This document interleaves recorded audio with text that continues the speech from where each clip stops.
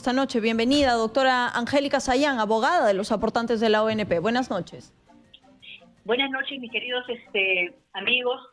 Mira, yo estoy bastante indignada y muy apenada por esta decisión del Tribunal Constitucional, porque justamente los mismos aportantes, 8 colectivos, habían propuesto mi participación ante el Congreso de la República para que puedan defender sus causas, ¿no? Y resulta que dijeron a otros colegas, reconocidos también, pero bueno, quizás por el tiempo no hicieron la defensa, como dicen ustedes, idónea, pero previendo justamente eso, ¿no? Y ya yo asumiendo la responsabilidad de alguna forma, sí, nos apersonamos en el plazo establecido ante el Tribunal Constitucional, teniendo en cuenta que inclusive el día con una resolución normativa del mismo Tribunal Constitucional del 22 de enero, ¿no?, publicada en el Diario Oficial Peruano el día 27 de enero, ¿no?, decía que mediante resolución administrativa número 06-2020, ¿no?, en el cual se establece el plazo para recibir informes en calidad de amicus curiae o partícipe, teniendo un plazo de 2 días hábiles ante la vista de la causa.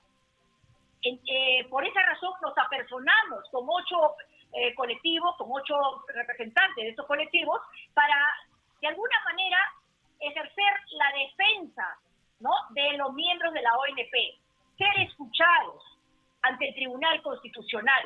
Pero sorprendentemente el día 2 en la noche nos envían una resolución denegándonos nuestra participación, violando el principio constitucional del derecho a la defensa y el debido proceso, amparado en el artículo 134, inciso 14 de la Constitución. ¿De qué estamos hablando? Si en el Tribunal Constitucional no se permite el derecho de la defensa de la persona humana, ¿de qué estamos hablando? Entonces, realmente es indignante, ¿no? La decisión, la notificación que le hicieron llegar sobre la negativa de que ustedes participen de esta audiencia del día de ayer en el tema de la devolución de los aportes de la ONP, doctora Sayán, ¿la rúbrica de quién llevaba? ¿Quién había notificado esa decisión de que ustedes no participen? Mira, lo había firmado la presidenta del Tribunal Constitucional, la doctora Ledesma, y el relator. O sea, la decisión entonces, se podría concluir que la decisión de que ustedes no participen de la audiencia del día de ayer como parte involucrada, agraviada o beneficiada de ser el caso, cosa que no ocurrió, ha sido por decisión de la doctora Marianela Ledesma, presidenta del Tribunal Constitucional.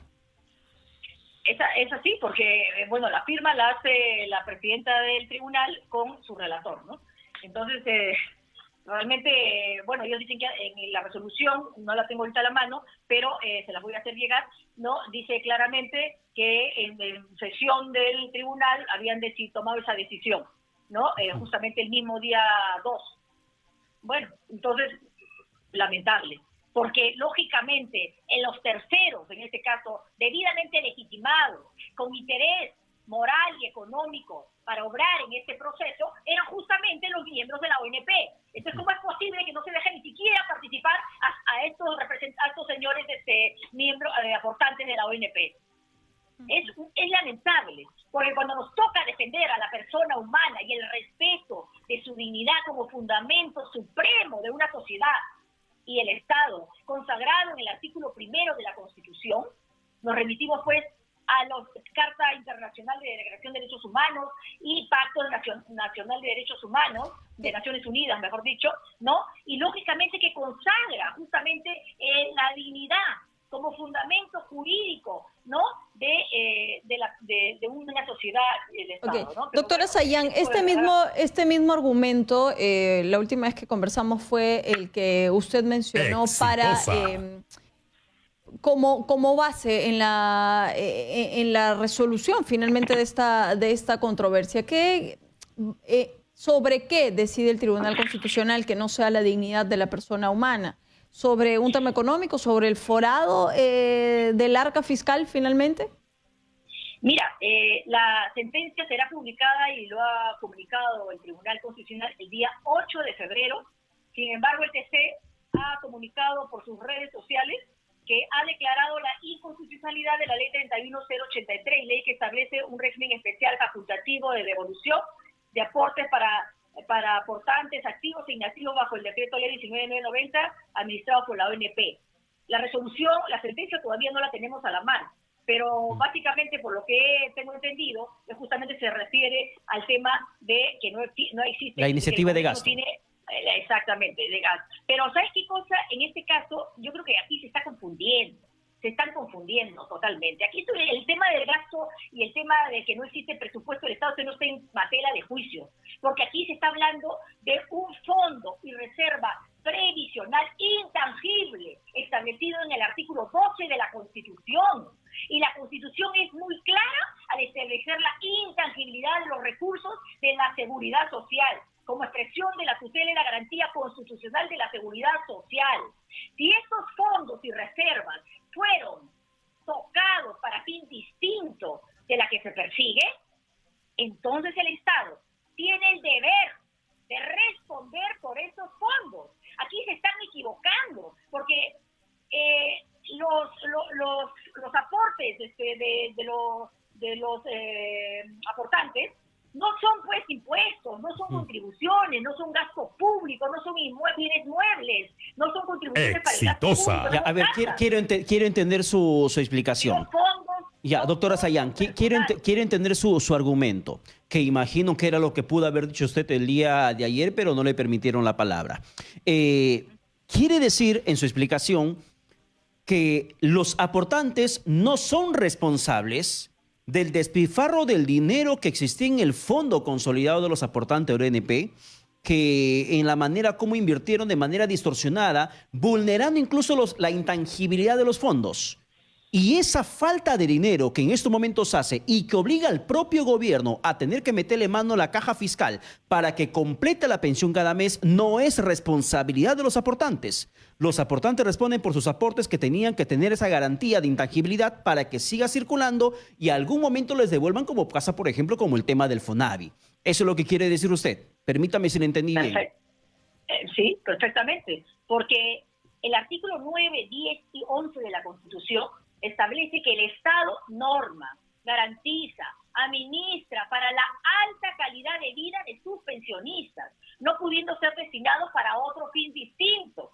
En estos momentos prima el principio de solidaridad y lógicamente no el retardo en la prestación de auxilio de las personas no atenta contra los derechos humanos consagrados en la Constitución. Aquí se ha utilizado esos fondos, esas reservas de los aportantes para fin distinto, ¿no? Y está poniendo en grave riesgo, en grave peligro, ¿no? La seguridad, la supervivencia de la vida y la salud de la persona humana, fin supremo de la sociedad y el Estado. Parece que en estos últimos 30 años no se ha entendido para qué eran estos fondos y reservas. Y lamentablemente vamos a tener que pedir desde aquí, hacemos un llamado, ¿no? Porque para que el fiscal de prevención del delito, la Contraloría, el defensor del pueblo puedan pedir una urgente auditoría para saber cuál es el destino de estos fondos y estas reservas de los aportantes. Pero doctora Sayán, ¿cuán favorable sería para esta iniciativa que se está planteando que el doctor Walter Gutiérrez, defensor del pueblo, pueda hacer esa exigencia? Si para él también la iniciativa del gobierno, que aprobó por insistencia la devolución de los aportes, implicaba iniciativa de gasto. O sea, si él tenía el mismo criterio del Ejecutivo al momento de plantear la inconstitucionalidad. Entonces, si ni siquiera tienes al defensor del pueblo defendiendo esa parte de la población altamente vulnerable, ¿cuál va a ser el siguiente camino? ¿Qué van a hacer ustedes como estrategia jurídica en caso de que insistan con esta demanda de devolución de aportes? Bueno, aquí podemos irnos hasta la Corte Interamericana de Derechos Humanos, porque aquí se está cometiendo una violación a los derechos de la persona, a los derechos humanos consagrados en la Carta de las Naciones Unidas. Hay que dejar bien en claro que los poderes del Estado están subordinados a la Constitución. y siendo la persona humana el fin supremo de la sociedad y el Estado, es fundamental proteger la supremacía de la vida y la salud, ¿no?, de la persona humana, en cumplimiento de la ley, ¿no? En estos momentos de pandemia mundial, se está poniendo en grave peligro a millones de aportantes de la ONP. Esos aportes no son aportes correspondientes al gasto público. Son aportes, mira, es como que si tú pues ingreses un capital a un banco, por ejemplo, y después el banco te dice que no lo tienes. Por favor. Esos aportes son de los aportantes de la ONP. Exitosa. Y tiene todo el derecho de reclamarlos en un momento inclusive en el cual se está poniendo en tela de juicio la supervivencia de su vida, su salud, su integridad, ¿no? Entonces, es una lástima que los magistrados del Tribunal Constitucional, que tienen la obligación y tenían la tutela suprema y única función de defender la justicia constitucional del Tribunal Constitucional, no lo hayan hecho pensando y amparados en el artículo 1 de la Constitución, que a la letra dice que la defensa y la dignidad de la persona humana son el fin supremo de la sociedad y el Estado. Se ha pensado en otros intereses, ¿no?, y no en la dignidad de la persona humana. Ahora, doctora, le hacemos la misma pregunta que le hemos hecho a quienes han estado detrás de esta ley. ¿Cuál es el camino a seguir? Bueno, el camino a seguir, como le digo, uno, el fiscal de prevención de delito ya desde el día mañana, a más tardar, tiene que ya pedir una auditoría para saber dónde se encuentra la procedencia de estos fondos. Así, porque el Estado dice que no existen. ¿Cómo no van a existir? Que comiencen a investigar dónde están, hagan una auditoría para saber dónde se encuentran los fondos.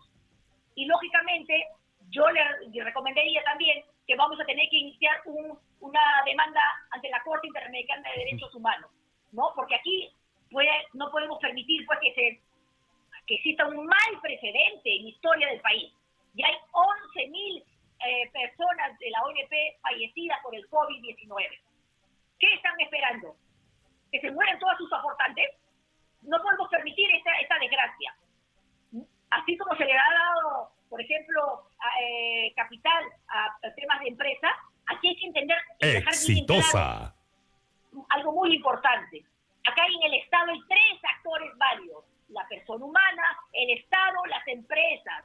Entonces, para toda acción, negociación, hay que establecer cuáles son los intereses de las partes, las necesidades de las partes, las obligaciones y responsabilidades de las partes, para maximizar la asignación de los recursos y lograr la creación de riqueza con justicia social.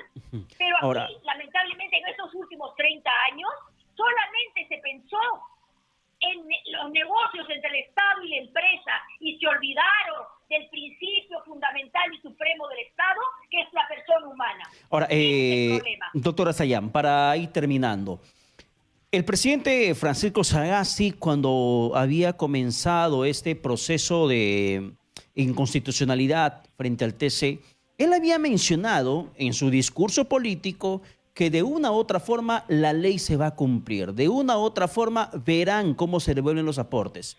De repente usted con los colectivos que justamente pidieron su participación dentro de la audiencia del día de ayer y que luego le fue negado por la presidenta del tribunal, Marianela Ledesma, que cumpla con su palabra.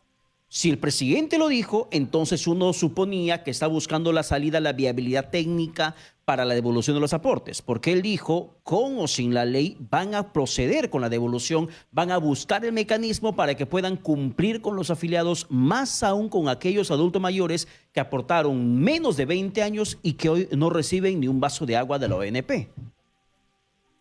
Mira, el Estado tiene capital. El problema es saber administrar ese capital. Hay empresas deudoras. Comiencen a pedirle a las empresas deudoras el pago de sus obligaciones. Exitosa. Comiencen a... Bueno, hay muchas formas de de poder salvar esta situación. Si no tienen la capacidad y no tienen la voluntad en el ejercicio de sus acciones, es una lástima.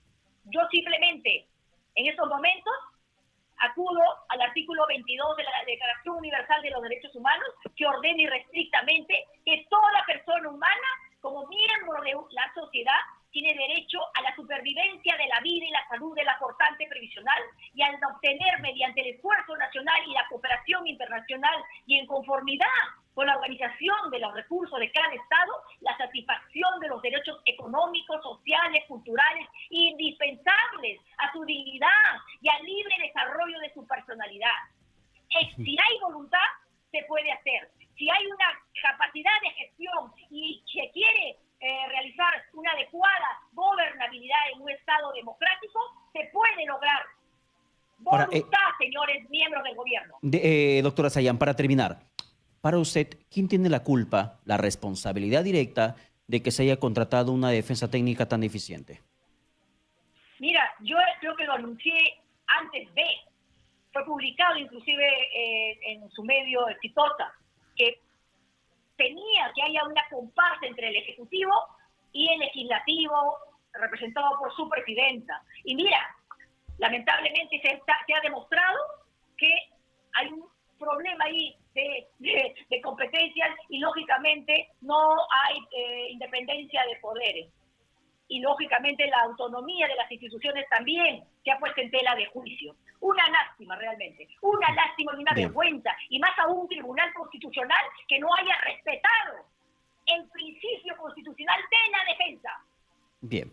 Una vergüenza. Bien, doctora, vamos a ver qué ocurre en los próximos días. En definitiva, nosotros nos quedamos con esto. Había mucha expectativa frente a hacerse justicia finalmente para los millones de jubilados y el panorama es otro. Gracias por haber estado con nosotros, a la doctora Sayán. Bien, ha sido el abogado de los aportantes de la ONP, Angélica Sayán, que